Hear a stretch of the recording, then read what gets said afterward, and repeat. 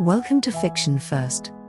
Today, we're diving into There, a powerful and emotionally resonant novel by Tommy Orange. This literary work explores the complex and deeply intertwined lives of Native Americans living in Oakland, California. Through its rich tapestry of interconnected stories, There captures struggles with identity, trauma, and community, culminating in a dramatic and heart-wrenching event at the Big Oakland Powwow. Let's explore this masterpiece in detail. About the author. Tommy Orange, an enrolled member of the Cheyenne and Arapaho tribes of Oklahoma, was born and raised in Oakland, California. He earned an MFA from the Institute of American Indian Arts. There, his debut novel, was a finalist for the Pulitzer Prize and won the American Book Award in 2019. Through his writing, Orange sheds light on modern Native American life, dispelling stereotypes while presenting a compelling, multifaceted narrative. Plot summary. The novel opens with a powerful historical essay outlining the brutal history of Native American genocide and cultural erasure. This sets the stage for a story that intertwines the lives of 12 distinct characters whose fates converge at the Big Oakland Powwow. In Part 1, we meet Tony Loneman, whose life is marked by fetal alcohol syndrome, which he calls the drome. He's recruited by Octavio Gomez, a criminal mastermind, to assist in robbing the powwow. Meanwhile, Dean Oxendine, an aspiring filmmaker, receives a grant to document the stories of urban Indians in Oakland. His project becomes a thread connecting multiple characters.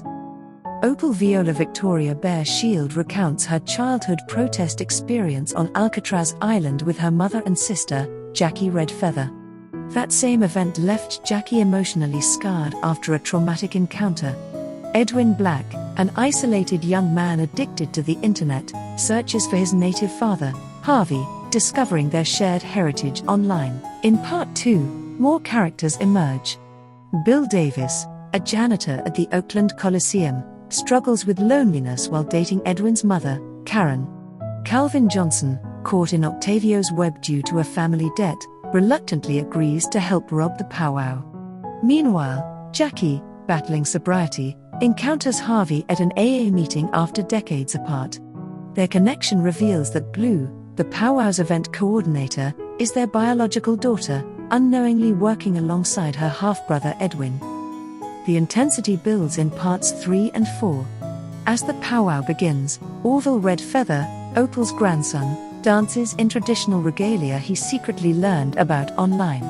His brothers Loney and Luther cheer him on, unaware of the impending danger. Meanwhile, Octavio and his crew, including Calvin and Charles, prepare to execute their heist.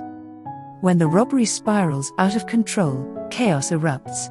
Gunfire from 3D printed weapons fills the air, claiming multiple lives. Characters like Dean, Bill, Thomas, and Edwin are struck. Tony, driven by a desperate urge to stop the violence, sacrifices himself, bringing the tragedy to a haunting close. The novel ends with Tony imagining birds singing within him as he lies dying, a symbol of fleeting beauty amid relentless despair. Themes and symbols. Cultural identity versus personal identity. In There, Tommy Orange explores the tension between cultural and personal identity, especially in the context of modern Native American life. The characters struggle with what it means to be Native enough while grappling with personal challenges. Orville Red Feather, raised without cultural teachings, secretly learns about Native traditions through the internet. His quest symbolizes reclaiming lost identity despite generational trauma. Blue, adopted by white parents and unaware of her origins, searches for her birth mother and her true self. Her journey reflects the desire to reconnect with cultural roots while confronting personal pain. Edwin Black, burdened by self-doubt and disconnection, seeks belonging by learning about his father's Native heritage. Collectively, these stories demonstrate how cultural identity can shape personal discovery, even amid alienation and broken family ties. Storytelling as resistance and healing. Storytelling is central to There, serving as a means of preserving history, asserting identity, and healing from generational trauma.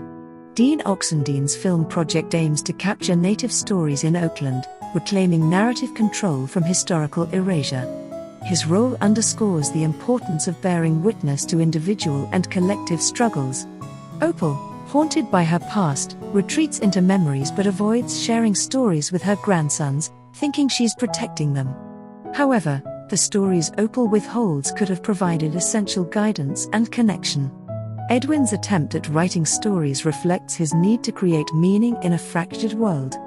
Orange highlights that storytelling is not just a cultural act, it is a survival strategy against historical and personal loss. Interconnectedness and fate. Orange intricately weaves the lives of his characters to emphasize the interconnectedness of people and events, even when connections seem random or coincidental. Jackie Red Feather and Harvey's long-ago encounter leads to the birth of Blue, though neither parent raises her. Edwin unknowingly works alongside his half-sister Blue before learning their shared history. Orville, through an old regalia and stories he's heard, unknowingly participates in traditions tied to a deeper family and cultural legacy. These interwoven stories suggest that life's connections, however tenuous, shape destinies and can offer redemption, healing, or tragedy. Spiders and webs. Spiders in there symbolize entrapment and resilience. Opal and Orville both experience spider legs emerging from their skin, linking them across generations. For Opal, spiders recall her mother's warnings about homes that are also traps, a metaphor for destructive cycles like addiction or poverty.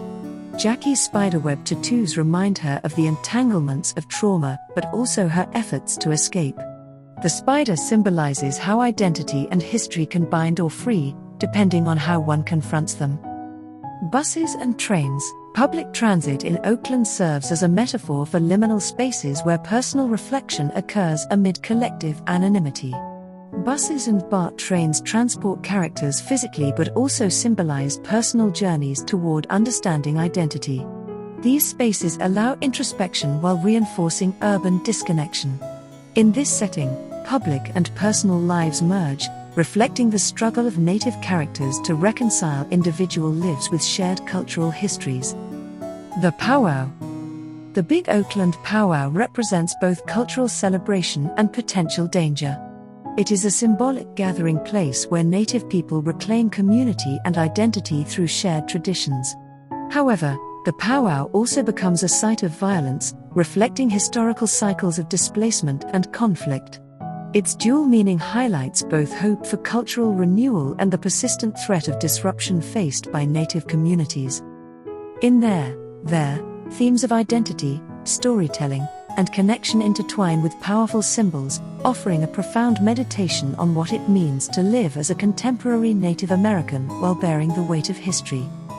Why you should read There is an unforgettable exploration of identity, belonging, and survival.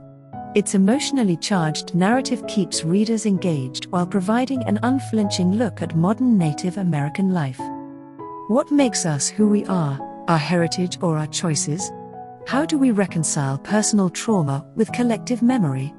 These are just some of the profound questions this novel raises.